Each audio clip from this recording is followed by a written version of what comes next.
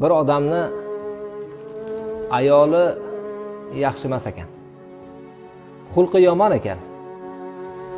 Meni xotinimning xulqi yomon, mana bunaqangi ishi bor, men shu ishini yomon ko'raman degan odamga bir oyat bor. Alloh taolo aytadi: "Va'ashiruhunna bil ma'ruf." O'sha ayol bilan, o'sha sizga bir fe'li yoqmaydigan ayol bilan yaxshi yashang, ma'ruf bilan yashang.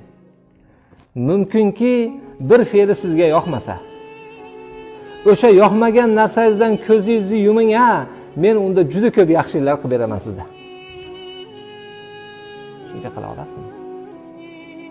Bunga Alloh va'da qilyapti. U ayol emas, uni otasi emas, domla emas, Alloh va'da qilyapti. Agar o'sha aybidan ko'zingizni yumsangiz, men unda juda ko'p sizga yaxshiliklar qilib beraman.